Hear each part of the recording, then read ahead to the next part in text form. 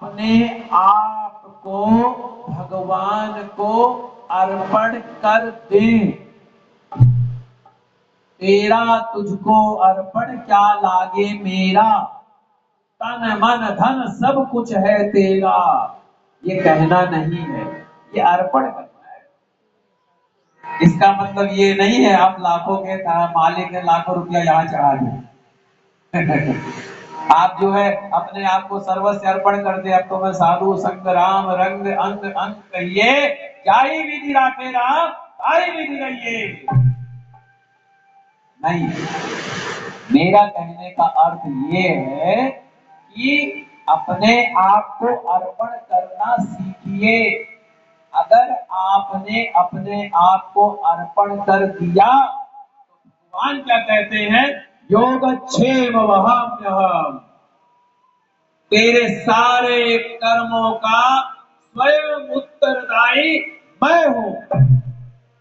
और जब ये बात आएगी ना, तब ना आपको दुख की चिंता, ना सुख की चिंता, ना कुछ पाने की चिंता, ना कुछ छूटने की चिंता, ना कुछ मिलने की चिंता, ना कुछ पाने की चिंता, किसी प्रकार की कोई चिंता होगी ही नहीं। लेकिन अर्पण करना पड़ेगा, तब आपको कोई कष्ट नहीं होगा। इसी जन्म में आपका कल्याण हो जाएगा। जन्म जन्म का चक्कर नहीं लगाना पड़ेगा, कर्म बंधन का कष्ट। आप पिछले जन्म में कैसा भी कर्म करके आए हो, चोरी करके आए हो, डकैती करके आए हो, खून करके आए हो, अन्याय करके आए हो, कोई भी काम करके आए हो, भगवान की शरण में आ जाना। लेकिन ऐसे शरण में नहीं आना, अभी प्रणाम किया जाकर के किसी को गाली दे दी, वो शरण नहीं है। अभी प्रणाम किया, मन में अहंकार का भाव है, नहीं। आपको अपने आप को अर्पण कर देना है, और जिसने अर्पण किया उसका कल्याण हो गया। इतिहास में उसका नाम अमर हो गया। किस किसने अपने आप को अर्पण किया?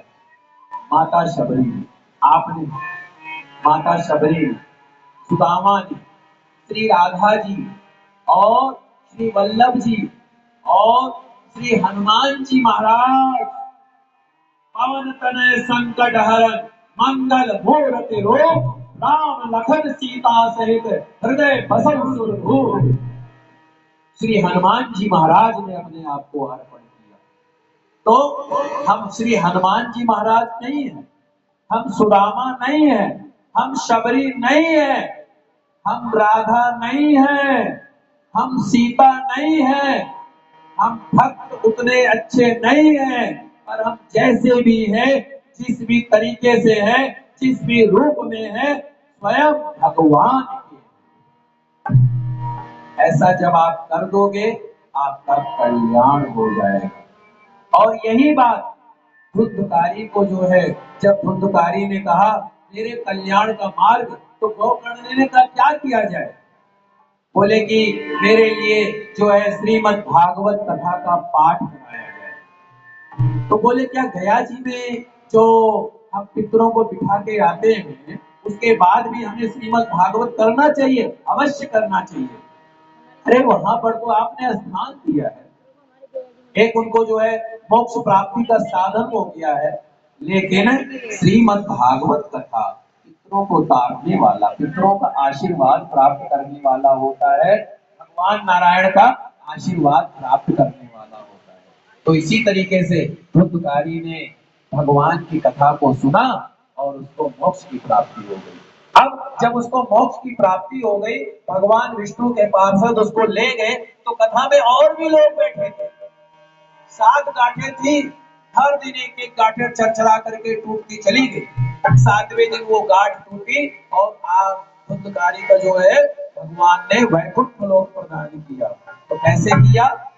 तो भक्तों ने पूछा, कथा तो हम भी सुन रहे थे, पर धुंधकारी को क्यों भगवान के लोक की प्राप्ति हुई, हमें क्यों नहीं हुई? बड़ा पापी था वो, तो जीवन भर गलत कर्म किया, गलत आचरण किया, उसको जो है मोक्ष मिल गया, हम यूं।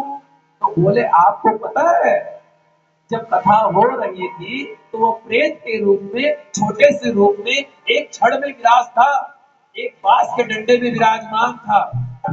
पर जब कथा हो रही थी सबके मन कहीं ना कहीं भटक रहे थे, कोई कहीं का सोच रहा था, कोई कहीं का सोच रहा था। पर ये जो धुंधकारी था ना, भगवान के कथा में इसने अपने मन को लगा दिया था, इसीलिए इसका कल्याण हो गया। बोलिए श्री राधा कृष्ण भगवान की जय। तो अपने मन को भगवान को अर्पण करेंगे, कर्म बंधन से छूट जाएंगे, और अपने मन को अर्पण करते हुए अपने जीवन को भगवान के चरणों में अभिषेक करें। आइए एक छोटा सा भजन फिर आरती। श्रीमन नारायण नारायण नारायण नारायण नारायण नारायण श्रीमन नारायण नारायण नारायण भजन नारायण नारायण नारायण श्रीमन नारायण नारायण नारायण भजन नारायण नारायण नारायण नारायण नारायण नारायण नारायण नारायण नारायण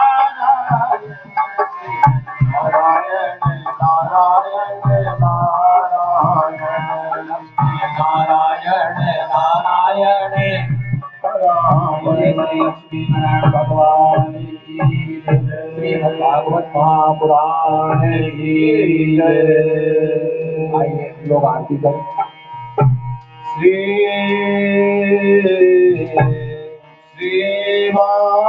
के बिहारी तेरी आरती गाओ, के बिहारी तेरी आरती